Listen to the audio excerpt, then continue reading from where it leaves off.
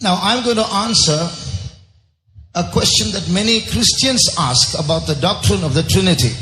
இப்பொழுது अनेक கிறிஸ்தவர்களும் கூட கேள்வி கேட்கிறதான திருத்துவத்தின் உபதேசத்தை குறித்து நான் சில பதில்களை உங்களுக்கு கொடுக்க விரும்புகிறேன். ఇప్పుడు అనేక క్రైస్తవులు కూడా ప్రశ్నించుచున్నటువంటి త్రిత్వము అనే అంశమును గురించి మీకు జవాబు చెప్పగోరుచున్నాను. Many can't understand that properly. అనేకருக்கு இந்த உபதேశம் சரியாக విளங்குவது இல்லை. అనేకులకు ఈ యొక్క ఉపదేశము సరిగా అర్థం కావట్లేదు. The word Trinity comes from a combination of two words, tri and unity, three and one. திருத்துவம் என்கிறதான வார்த்தை இரண்டு வார்த்தைகளின் தொகுப்பாக இருக்கிறது. அதனுடைய அர்த்தம் மூவர் ஒன்றாய் இருத்தல். త్రిత్వము అనగా అది రెండు పదాల కలయికగా ఉన్నది, ముగ్గురు ఒక్కటిగా మార్చబడుట. So I'm going to the one assumption that one thing that we all agree with is the Bible has no internal contradictions. நாம் எல்லாருமே பொதுவாக ஒத்துக்கொள்ளுகிற ஒரு காரியம் என்னவென்றால் வேதம் தனக்குத்தானே முரண்படுகிறது இல்லை. సాధారణముగా మనమందరము ఒప్పుకునే ఒకే కార్యము పరిశుద్ధ గ్రంథము తనకు తాను వ్యతిరేకించడం లేదు. How many agree to that? The Bible will not contradict itself. எத்தனை பேர் இதை ஒத்துக்கொள்வீர்கள்? வேதம் தனக்குத்தானே முரண்பாடான தகவல்களை ஒருபோதும் கொடுக்கிறது இல்லை. బైబిల్ గ్రంథము ఏనాడు తనకు తాను వ్యతిరేకమైనటువంటి జవాబులు చెప్పుట లేదని ఎంతమంది ఒప్పుకొనుచున్నారు? Those who agree, put up your hands. இதற்கு ஒத்துக்கொள்ளுகிறவர்கள் உங்கள் கைகளை உயர்த்துங்கள் பார்க்கலாம். ఒప్పుకొను వారు చేతులు ఎత్తండి చూద్దాం. Hallelujah. Hallelujah. So based on this knowledge, I am going to tell you some things that is recorded about the nature of God in the Bible. வேதத்தில் தேவனுடைய சுபாவத்தை பற்றி தன்மையை பற்றி சொல்லப்பட்டிருக்கிறதான காரியங்களை நாம் ஒத்துக்கொண்டதான இந்த கருத்தின் அடிப்படையில் இந்த அறிவின்படி நான் சொல்ல விரும்புகிறேன். బైబిల్ గ్రంథములో దైవిక స్వభావములను గురించి పరిశుద్ధ గ్రంథ ఆధారముగా నాకు తగినటువంటి జ్ఞానం ఆధారంగా చెప్పగోరుచున్నాను. There are many references to quote, but I will quote only one reference for each point. இதை விளக்குவதற்கு நாம் எத்தனையோ வசன ஆதாரங்களை கொடுக்கலாம், ஆனால் ஒவ்வொரு கருத்திற்கும் நான் ஒரு வசன ஆதாரத்தை மாத்திரம் உங்களுக்கு முன்பாக வைக்க விரும்புகிறேன். దీనికి అనేకముగా అనేక వాక్యాధారాలు నేను ఇవ్వవచ్చును, కానీ ప్రతి అంశానికి ఒకే ఒక వాక్యాధారం ఇవ్వగోరుచున్నాను. Point number 1. முதலாவது கருத்து, మొదటి అంశము, there are three persons in the Bible, all of whom are called God. வேதத்தில் தேவன் என்று அழைக்கப்படுகிறதான மூன்று தனி நபர்கள் இருக்கிறார்கள். పరిశుద్ధ గ్రంథములో దేవుడు అని పిలువబడుచున్నటువంటి ముగ్గురు వ్యక్తులు ఉన్నారు. The first is Father. The Father is called God. முதலாவது பிதா, அவர் பிதாவாகிய தேவன் என்று அழைக்கப்படுகிறார். మొదటిదిగా తండ్రి, ఆయన తండ్రి అయిన దేవుడు అని పిలువబడుచున్నాడు. So the evidence for that is in John chapter 10 verses 30 to 33. இதற்கான ஆதாரம் யோவான் சுவிசேஷம் 10ஆம் அதிகாரம் 30ஆம் வசனத்திலிருந்து 33ஆம் வசனம் வரைக்கும் நாம் பார்க்கிறோம். యోహాను సువార్త 10వ అధ్యాయము 30 నుండి 33వ వాక్యం వరకు దీనిని గురించిన వాక్యాధారముగా చూడవచ్చును. Secondly, there's another person called Jesus who is also called God. இரண்டாவதாக இயேசு என்று அழைக்கப்படுகிற ஒருவரும் அவரும் தேவன் என்று வேதத்தில் அழைக்கப்படுகிறார். రెండవదిగా యేసు అని పిలువబడుచున్నటువంటి ఆయన కూడా దేవుడుగా పిలువబడుచు ఉన్నాడు. One reference for that is Hebrews 1:8. அதற்கான ஒரு வசன ஆதாரம் எபிரேயர் 1ஆம் அதிகாரம் அதன் 8ஆம் வசனம். దానికి ఒక వాక్యాధారము హెబ్రీలు 1వ అధ్యాయం 8వ వాక్యం. There is a third person called the Holy Spirit who is also called God. மூன்றாவதாக பரிசுத்த ஆவியானவர் என்கிற நபரும் தேவன் என்று அழைக்கப்படுகிறார். మూడవదిగా పరిశుద్ధాత్ముడు అను వ్యక్తి కూడా దేవుడుగా పిలువబడుచున్నాడు. One reference for that is Acts chapter 5 verses 3 and 4. அதற்கான வசன ஆதாரம் அப்போஸ்தல நடவடிக்கைகள் 5ஆம் அதிகாரம் 3ஆம் மற்றும் 4ஆம் వచనங்கள். దాని యొక్క వాక్యాధారము అపోస్తల కార్యములు 5వ అధ్యాయము 3, 4 వాక్యములు. So point number 1 is there are three persons in the Bible, all of whom are called God.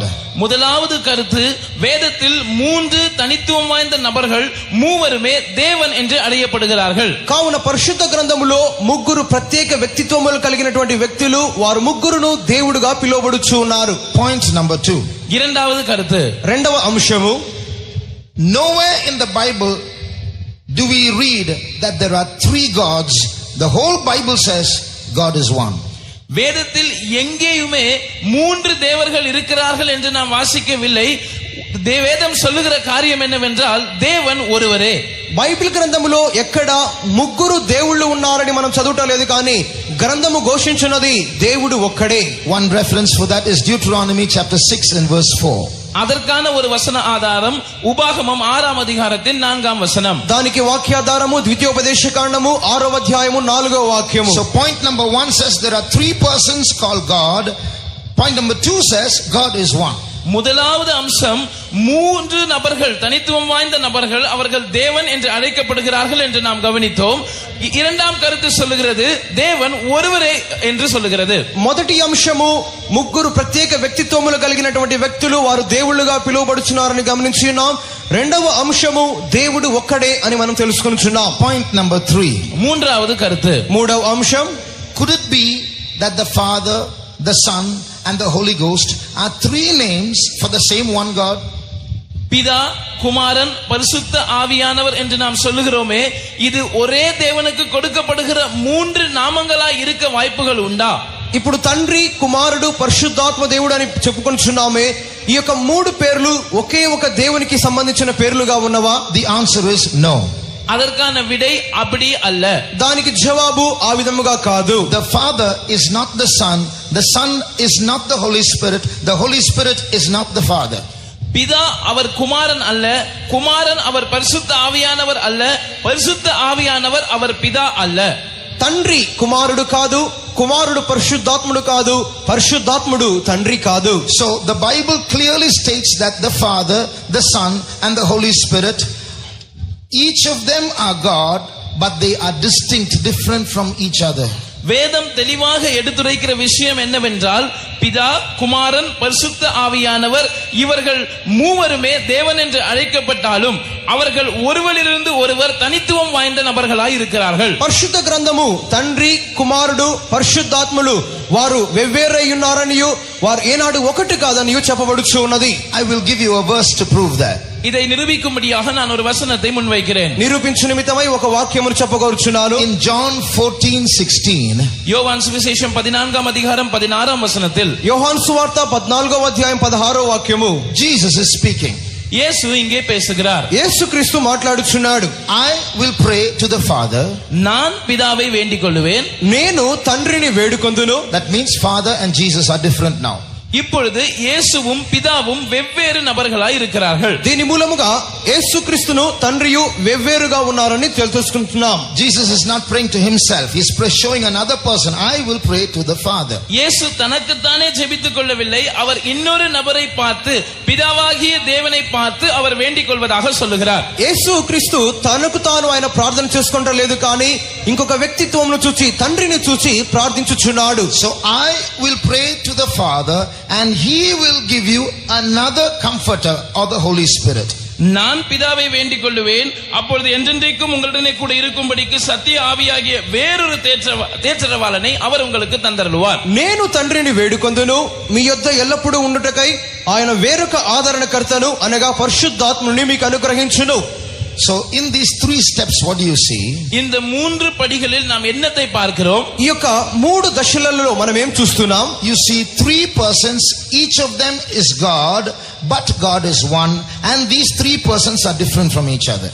இந்த மூன்று நபர்களுமே அவர்கள் தேவன் என்று அறியப்படுகிறார்கள், ஆனால் தேவன் ஒருவராக இருக்கிறார். ஆனால் இந்த மூன்று நபர்களும் ஒருவரிலிருந்து ஒருவர் தனித்துவம் வாய்ந்தவர்களாக இருக்கிறார்கள். ఈ యొక్క ముగ్గురు వ్యక్తిత్వములు వారు దేవుళ్ళుగానే పిలువబడుచున్నారు. వారు దేవుడు ఒకడై ఉన్నాడు.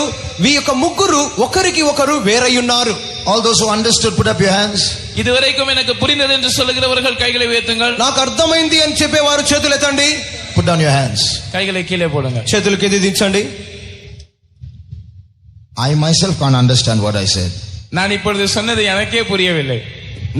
నేను చెప్పింది నాకే అర్థం కాలేదు. How is it possible that for three persons, each of them to be God, and at the same time God is one? How is that possible?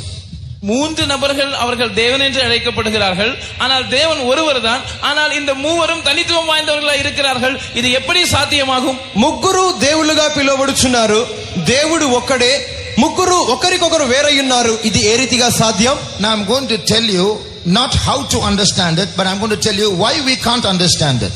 இதை எப்படி விளங்கிக் கொள்ள வேண்டும் என்று நான் இப்பொழுது உங்களுக்கு சொல்ல போவதில்லை. ஏன் நமக்கு இது விளங்குவது இல்லை என்பதை நான் உங்களுக்கு சொல்லுகிறேன். ఇది ఎందుకు మనకు అర్థం కావట్లేదు అని నేను మీకు చెప్పగొరట్లేదు కానీ ఇది మనం ఎందుకు అర్థం చేసుకోలేకున్నామని చెప్పగొరుచున్నాను. And for that we should understand dimensions. 1 dimension, 2 dimension, 3 dimension, 4 dimensions and so on. இதை விளங்கிக் கொள்ளும்படியாக நாம் பரிமாணங்களை விளங்கிக் கொள்ள வேண்டும். ஒரு பரிமாணம், 2 பரிமாணங்கள், முப்பரிமாணங்கள், இப்படி பல பரிமாணங்கள் இருக்கின்றன. దీనిని మనం తెలుసుకునే నిమిత్తమై పరిమాణములను గురించి మనం గ్రహించవలెను. ఒకటి మొదటి పరిమాణము, రెండవ పరిమాణం, మూడవ పరిమాణం ఈ రీతిగా. 1 dimension means a single line, length only. ஒரு பரிமாணம் என்று சொல்லும்போது ஒரு நேர்கோடு, அதாவது நீளம் என்கிறதான பரிமாணம் மட்டும். ఏక పరిమాణము అనగా అది ఒక నేరైన సరళ రేఖ. 2 dimensions means the floor only, length and breadth. 2 பரிமாணம் என்று சொல்லும்போது அது ஒரு தரையை காண்பிக்கிறது, அதனுடைய நீளமும் அதனுடைய அகலமும். ద్విపరిమాణము అనగా అది ఒక ఉపరితలాన్ని చూపుచున్నది, పొడవు వెడల్పు. 3 dimensions means length and breadth and height. முப்பரிமாணம் என்று சொல்லும்போது நீளம், அகலம், உயரம்.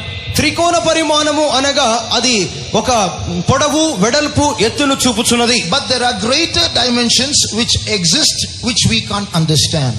ஆனால் இதை விடவும் மேலான சில பரிமாணங்கள் இருக்கிறது, அதை நாம் விளங்கிக் கொள்ள முடியாது. దీనికంటే అధికముగా పరిమాణములు కలవు, కానీ మనం అర్థం చేసుకోలేము. That's where hell, that is where heaven, New Jerusalem, God, devil, angels, even our own soul is in those higher dimensions.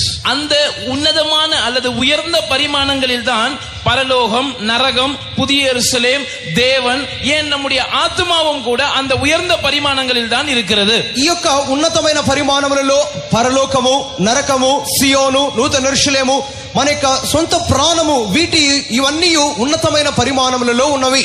Supposing you take 4 lines in 1 dimension, 4 separate lines in 1 dimension. ஒரு பரிமாணத்தை நாம் எடுத்துக்கொண்டு அதிலே 4 தனித்தனி நேர்கோடுகளை நாம் எடுத்துக்கொள்வோம் என்று சொன்னால், ఒక పరిమాణమును తీసుకొని దానిలో వెవ్వేరు 4 సరియైన నేరు గీతలు తీసుకున్నట్లయితే, the only way that you can join or unite 4 lines together is to create one big line. That's all. இந்த 4 தனிக்கோடுகளையும் நீங்கள் ஒன்று சேர்க்க வேண்டும் என்று சொன்னால் அதற்கான ஒரே வழி நீங்கள் ஒரே நேர்கோடாக அதை சேர்க்க வேண்டும். That is in 1 dimension, in 1 dimension. இது ஒரு பரிமாணத்தில் நான் சொல்லுகிறேன். ఈ యొక్క 4 వెవ్వేరు రేఖలను ఏకము చేయవలెను అన్నట్లయితే ఆ యొక్క ఏక పరిమాణంలో అవన్నీ ఒక దానికొకటి కలుపవలెను, అది ఏక పరిమాణములో. But if you move from 1D to 2D, 2 dimensions, you can take those 4 lines and now you can join them in a square to form a square. ஆனால் நீங்கள் 2 பரிமாணத்தில் இந்த 4 தனித்தனி நேர்கோடுகளை எடுத்துக்கொள்வீர்கள் என்று சொன்னால் அந்த 4 நேர்கோடுகளையும் ஒரு சதுரமாக நாம் ஒன்றாக்க முடியும். ఈ యొక్క 4 రేఖలను ద్విపరిమాణంలోనికి తీసుకొని కలపవలెను అన్నట్లయితే వాటిని ఒక చదరపు ఆకారంలో మనం కలపవలెను. Now suppose I'm going to show you a diagram where there are 6 squares present. இப்பொழுது 6 சதுரங்கள் அடங்கியதான ஒரு படத்தை நான் உங்களுக்கு காண்பிக்கிறேன். 6 చదరములు కలిగినటువంటి ఒక పటమును మీకు చూపగోరుచున్నాను. These are 6 separate squares. இங்கே 6 தனித்தனி சதுரங்கள் இருக்கிறதை நாம் பார்க்கிறோம். ఇక్కడ 6 వ్యక్తిగతముగా చదరములు ఉన్నట్లుగా చూస్తున్నాం. These 6 squares belong to 2 dimension. இந்த 6 சதுரங்களும் 2 பரிமாணத்தை சார்ந்தவைகளாக இருக்கிறது. ఈ యొక్క 6 చదరములు ద్విపరిమాణానికి చెందినవి. Now I can bring these 6 squares and combine them or unite them in many ways.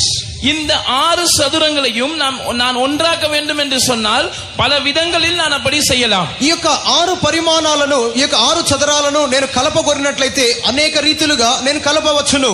One particular way I can combine these 6 squares is to form a cross like this. இந்த 6 சதுரங்களையும் நான் ஒன்றாக இணைக்க வேண்டும் என்று சொன்னால் ஒரு விதத்திலே இப்படிப்பட்ட ஒரு சிலுவையின் வடிவத்தை நான் வரையலாம். ఈ యొక్క 6 చదరములను ఒక రీతిగా నేను కలపగొరినట్లయితే అది ఒక సిలువ ఆకారంలో నేను కలపవచ్చును. But this very cross that is made up of these 6 squares, ஆனால் இந்த சிலுவையின் வரைபடம் இருக்கிறதே இது இந்த 6 சதுரங்களால் செய்யப்பட்டிருந்தாலும் ఈ యొక్క 6 చదరములతో చేయబడినటువంటి ఈ యొక్క సిలువ ఆకారము, if I move to a higher dimension, to the 3rd dimension, dimension, இதை நான் இரண்டு பரிமாணத்திலிருந்து மூன்றாவது பரிமாணத்துக்கு கொண்டு செல்லும் போது నేను ద్విపరిమాణంలో నుండి త్రికోణ పరిమాణంలోనికి మార్చినప్పుడు I can fold it in such a way to form a cube. நான் இதை ஒரு கியூப் வடிவத்தில் கனசதுரம். கனசதுரத்தை அமைக்கும்படியாக இந்த விதமாக நான் அதை மடிக்க முடியும். దీనిని ఒక క్యూబ్ ఆకారంలో నేను కలపవచ్చును. So the way you can unite things or bring things together increases in possibilities and combinations when the dimension increases. எனவே பரிமாணம் மேற்பட்டு வளர்ச்சியடைந்து செல்லும் போது சில பொருட்களை இணைக்கிறதான விதங்கள், சில பொருட்களை இணைக்கக்கூடிய வாய்ப்புகள் அதிகரித்துக் கொண்டே இருக்கிறது. ఈ విధముగా పరిమాణములు పెంచుకొనుచు వెళ్తున్నప్పుడు ఆ యొక్క వాటిని కలిపేటటువంటి విధములు కూడా పెరుగుచూ ఉన్నవి. God belongs to a dimension higher than we belong to. நாம் இருக்கிறதான இந்த பரிமாணத்தை விட உயர்ந்த ஒரு பரிமாணத்தில் தான் தேவன் இருக்கிறார். మనము ఉన్నటువంటి ఈ యొక్క పరిమాణము కంటే ఉన్నతమైన స్థాయిలో దేవుడున్నాడు. So just like these squares can be combined in different ways in a higher dimension. எப்படி இந்த சதுரங்கள் ஒரு உயர்ந்த பரிமாணத்துக்கு போகும்போது அதை இணைக்கக்கூடிய வாய்ப்புகள் அதிகரிக்கிறதோ, ఏ విధముగా ఈ యొక్క చదరములు పరిమాణములు అధికమవుచున్నప్పుడు కలిపేటటువంటి పద్ధతులు అధికమవుచున్నవో, God who belongs to a higher dimension, though he is three persons, can be brought together in a unity in a higher dimension in a way we cannot understand because we belong to this 3D world. அதே போல தேவன் மூன்று தனித்துவம் வாய்ந்த நபர்களாக இருந்தாலும் அதை ஒரே ஒரு ஆளாக ஒன்றிணைக்கக்கூடிய வாய்ப்புகள் அவர் இருக்கிறதான அந்த உயர்ந்த பரிமாணத்தில் இருக்கிறது. நாம் அதை விட தாழ்வான பரிமாணத்தில் இருக்கிறபடியினால் நாம் அதை விளங்கிக் கொள்ள கூடாதவர்களாக இருக்கிறோம். దేవుడు మూడు వ్యక్తిత్వములలో ఉన్నప్పటికీ ఆయన ఏకముగా కలిసి క్రియ చేయనటువంటి స్థానంలో ఉన్నాడు. దీనిని మనం ఎందుకు అర్థం చేసుకోలేకున్నాము అన్నట్లయితే ఆయన ఉన్నటువంటి పరిమాణం కంటే తక్కువైన పరిమాణంలో మూడు పరిమాణములు కలిగిన స్థాయిలో మనం కనపడుచున్నాం. Suppose there are creatures belonging to the 2D world. ஒருவேளை இரண்டு பரிமாணங்களை சேர்ந்த அந்த உலகத்திலே இருக்கிறதான சில சிருஷ்டிகளை, சில ஜந்துக்களை நாம் எடுத்துக்கொண்டால், రెండు పరిమాణములు కలిగినటువంటి లోకములో ఉన్నటువంటి కొన్ని పురుగులను మనం చూచినప్పుడు, really there are no such creatures. உண்மையில் அப்படிப்பட்ட சிருஷ்டிகள் எதுவும் இல்லை. అటువంటి ప్రాణులు ఏమీ లేవు. Every creature in this world belongs to the 3D world. இந்த உலகத்தில் இருக்கிற ஒவ்வொரு சிருஷ்டியுமே அது முப்பரிமாண உலகத்தில் தான் இருக்கிறது. ఈ లోకములో ఉన్న ప్రతి సృష్టియు అది మూడు పరిమాణముల లోకములోనే ఉన్నది. But let us assume there are creatures that belong to the flow world. That means they don't know what height is. They can't see upwards. நாம் இப்படி கற்பனை செய்து கொள்வோம், இந்த உயரம் என்கிறதான அந்த பரிமாணத்தை அறியாத வெறும் இந்த தரை என்கிற பரிமாணத்தில் இரண்டு பரிமாண உலகத்தில் இருக்கிற சில சிருஷ்டிகள் இருப்பதாக நாம் யோசித்துக் கொள்வோம். ఎత్తు అనున్నటువంటి పరిమాణం తెలియనటువంటి కొన్ని ప్రాణులను తీసుకున్నప్పుడు అవి కేవలము ఉపరితల పరిమాణానికి మాత్రమే చెందినవిగా మనం తీసుకున్నట్లయితే, they are as flat as paper. That's all. They have no height. They don't know what height is. They cannot see height. இவர்கள் இந்த காகிதத்தை போல தட்டையாக இருக்கிறார்கள். அவர்களுக்கு உயரம் என்றால் என்ன என்று தெரியாது. அவர்கள் உயரத்தை பார்க்கவும் முடியாது. உயரத்தை அவர்கள் அறியாதவர்களாக They இருக்கிறார்கள். don't have height. அவர்களுக்கு உயரம் இல்லை. அவர்களுக்கு உயரம் இல்லை. అటువంటి ప్రాణులన్నీ అవి కేవలము ఈ యొక్క పేపర్ వలె సమముగా ఉండును. వాటికి ఎటువంటి ఎత్తు లేదు. వాటికి ఎత్తు అనేది ఏమిటో తెలియదు. Now we belong to the 3D world. நாம் இந்த முப்பரிமாண உலகத்தை சேர்ந்தவர்களாக இருக்கிறோம். మనము ఈ యొక్క మూడు పరిమాణ లోకానికి చెందిన వారం. How will these 2D creatures describe human beings? இந்த இரண்டு பரிமாண உலகத்தில் இருக்கிற சிருஷ்டிகள் மனிதர்களாகிய முப்பரிமாண உலகத்தில் இருக்கிறவர்களை எப்படி வர்ணிக்கும்? ఈ యొక్క ద్విపరిమాణ లోకములో ఉన్నటువంటి ఈ సృష్టి మూడు పరిమాణ లోకములో ఉన్నటువంటి మానవులను ఏ రీతిగా వర్ణించగలవు? Remember, they can't see height. அவர்களால் உயரத்தை பார்க்க முடியாது என்பதை நீங்கள் ஞாபகம் வைத்துக் கொள்ளுங்கள். అవి ఎత్తును చూడలేవు అని మీరు గమనించండి. The only thing they can see of human beings is 2 feet.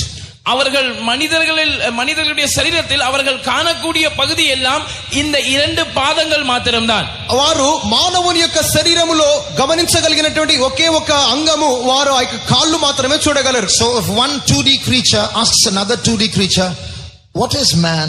The other 2D creature will say, man not has 2 feet, is 2 feet. ஒருவேளை 2 பரிமாண உலகில் இருக்கிறதான ஒரு சிருஷ்டி அதே 2 பரிமாண உலகத்தில் இருக்கிற இன்னொரு சிருஷ்டியை பார்த்து மனிதர்கள் என்றால் யார் என்று கேட்டால், மனிதர்கள் 2 கால்களை உடையவர்கள் என்று அது சொல்லாது, மனிதர்கள் என்றால் 2 கால்கள் என்று சொல்லும். ద్విపరిమాణ లోకములో ఉన్నటువంటి 2 ప్రాణులు మాట్లాడుకొనొచ్చు. మానవుడు అంటే ఎవరు అని వర్ణించగోరినట్లయితే ఒకటి చెప్పును, మానవుడు 2 కాళ్ళు కలిగి ఉన్నవాడు అని చెప్పక మానవుడు అంటే 2 కాళ్ళు మాత్రమే అనును. If I jump, that creature will say, hey, man has disappeared. நான் ஒருவேளை அப்படி குதிப்பேன் என்று சொன்னால் அந்த சிருஷ்டி அதை பார்த்து சொல்லும், அந்த மனிதன் காணாமல் போய்விட்டான் என்று சொல்லும். నేను ఒకవేళ గెంతినట్లయితే ఆ యొక్క సృష్టి చెప్పును, మానవుడు కనబడకుండా పోయాడన్నును. If I ride a cycle, they will say, hey, see, man is having 2 marks, straight line marks. நான் Man has 2 straight line marks now. He's changed shape. நான் ஒருவேளை ஒரு சைக்கிளை ஓட்டிக்கொண்டு சென்றால் அதை பார்த்து அந்த சிருஷ்டி சொல்லும், இப்பொழுது மனிதன் தன்னுடைய உருவத்தை மாற்றிக்கொண்டு விட்டான், இப்பொழுது அவன் 2 தனித்தனி நேர்கோடுகளாய் இருக்கிறான் என்று சொல்லும். ఈ యొక్క నేను సైకిల్ తొక్కుకుంటూ వెళ్ళినట్లయితే ఆ యొక్క 2 పరిమాణ లోకంలో సృష్టి ప్రాణులు చెప్పుకొనును, ఇప్పుడు మానవుడు తన ఆకారం మార్చాడు, అతడు 2 వ్యక్తిగతములుగా ఉన్నటువంటి నేరు గీతలలో వెలుచున్నాడని చెప్పును. So you see, when you belong to a lower dimension, it's very difficult to understand the concepts or the realities of a higher dimension. எனவே நீங்கள் கவனியுங்கள், நாம் ஒரு தாழ்ந்த ஒரு குறைவான பரிமாணத்தை சேர்ந்தவர்களாய் இருக்கும்போது அதைவிட உன்னதமான உயர்வான பரிமாணத்தில் இருக்கிற காரியங்களை விளங்கிக் கொள்வது சற்று கடினமாக இருக்கிறது. మనము అల్ప పరిమాణానికి చెందినటువంటి మానవులుగా ఉండినప్పుడు మనకంటే ఉన్నతమైన పరిమాణంలో ఉన్నటువంటి కార్యములను వర్ణించుట మనకు కష్టతరముగా ఉండును. That is why it is difficult for us to understand God who belongs to a higher dimension, 3 persons in one being. எனவேதான் நம்மை விட உயர்ந்த ஒரு பரிமாணத்தில் இருக்கிறதான அந்த தேவனை மூன்று தனித்துவம் வாய்ந்த நபர்களாய் இருந்தாலும் ஒரே ஆளாய் ஒருமித்து இருக்கிற அவரை விளங்கிக் கொள்வது நமக்கு கடினமாக இருக்கிறது. ఈ విధముగా మనకంటే ఉన్నతమైన పరిమాణములో కలిగినటువంటి ఆ దేవుని ఆయన 3 వెవ్వేరు వ్యక్తిత్వములుగా ఉండినప్పటికీ ఆయన ఏకముగా ఉండుట మనం గ్రహించుట కష్టమై ఉన్నది.